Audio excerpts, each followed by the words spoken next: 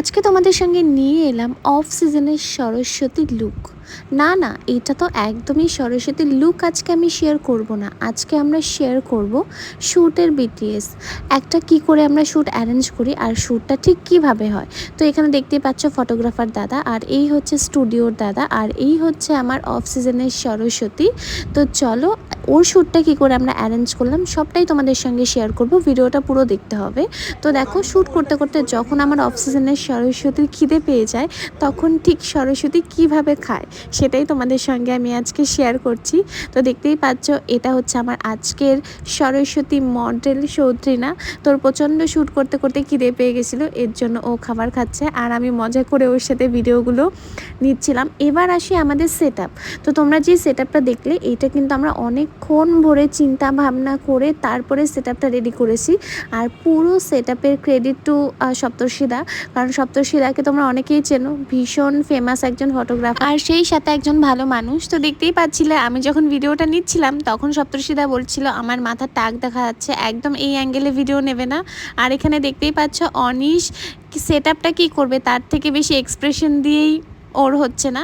তো দেখো দাদা পুরো সুন্দর করে সেট আপটা রেডি করলো। রেডি করার পরে যেটা আমি করছি, সৌত্রিনার শাড়িটাকে সুন্দর করে সেট করছিলাম, কারণ আমাদের শাড়ির লুকটা আমরা চাইছিলাম পুরো প্লিটস হবে, বাট শাড়িটা এতটাই পাতলা ফেব্রিক ছিল যার জন্য শাড়িটা একদমই সেট হতে চাইছিল না। তো অনেক কষ্টে পিন দিয়ে তো লাস্ট অবধি আমরা একদম পুরো পারফেক্ট করলাম। শুধু পারফেক্ট মেকআপ করলেই কিন্তু হয় না, সারাদিন দাঁড়িয়ে দাঁড়িয়ে মেকআপের পরে কিন্তু একটা শ্যুট অ্যারেঞ্জ করলে শ্যুটের কী টাইপের লুক হবে, বা তোমরা যে পিকচারগুলো দেখতে পাও 5টা বা 6টা, সেই পিকচারের পেছনে কিন্তু অনেক হিস্ট্রি থাকে, যেটা আমি আজকের ভিডিও দেখলে তোমরা অনেকেই বুঝতে পারবে।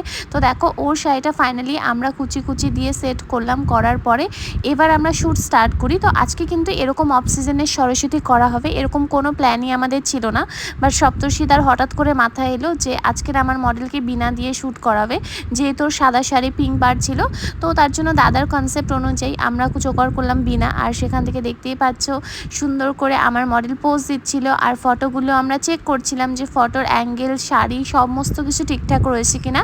আর সেখান থেকে আমিও তোমাদের একটুখানি দেখিয়ে দেব যে তোমরাও দেখো এই ফটোগুলোর অপেক্ষায় আশা করি তোমরাও থাকবে। আর আমি নিজে তো ভীষণ এক্সাইটেড, কারণ এটা আমার ফার্স্ট টাইম সপ্তর্ষিদার সাথে কাজ। এছাড়াও তোমরা অনেকেই জানো যে আমি সেরকম একটা কনসেপ্ট টাইপের শ্যুট করি না, আমি সবসময় মেকআপেই ফোকাস করি, ব্যাকগ্রাউন্ড, শাড়ি, ড্রেস এইসবে কখনোই ফোকাস করি না। বাট আজকের একটু আমি চাইছিলাম একটু ক্রিয়েটিভ টাইপের লুক করতে, মানে একদম স্যাটেল সোভার লুক হবে, কারণ আজকালকার আমাদের ক্লায়েন্টদের সবারই ডিমান্ড নিউড টাইপের মেকআপ। আর তার জন্য এটা কিন্তু আমাদের ছিল মেকআপ ক্লাসের ফার্স্ট ডেমোতে একদম স্যাটেল সোভার একটা লুক ক্রিয়েট করেছি। এবার দেখো আমরাও কিছু ক্লোজ আপে শর্টস নিচ্ছিলাম, যেটা আমিও চেক করছিলাম যে কোন অ্যাঙ্গেলে ফটোগুলো তুললে বেটার লাগবে। আর তার পাশাপাশি সপ্তর্ষিদা কীভাবে ফটো তোলে সেটাও আমি দেখছিলাম, কারণ রিসেন্ট আমি নিজেই সব ফোন দিয়ে ভিডিও ফটোটা চেষ্টা করি। তো দাদা ভীষণ হেল্পফুল আর আমাকে খুব হেল্পও করছিল। আর আমি ভীষণ এক্সাইটেড এই লুকটার জন্য, কারণ ফার্স্ট টাইম এরকম একটা লুক করা হলো। এবার আমরা মজাও করছিলাম মিডিলে, তোমরা দেখতেই পাবে এখন। তাই আমরা কিন্তু শুধু মেকআপই করি না, বা আমরা শুধু শ্যুটই করি না, তার পাশাপাশি অনেক মজাও করি। আর পুরো টিম ওয়াইজ একটা কাজ করলে কাজটা কত সুন্দর হয় সেটা দেখতে হলে কিন্তু অবশ্যই আমাদের পেজটা ফলো রাখতে হবে। আর এই ছিল আমার কিছু ফোন ক্লিক। তো অবশ্যই জানিও এই অফ সিজনের সরস্বতীটা তোমাদের কীরকম লাগলো।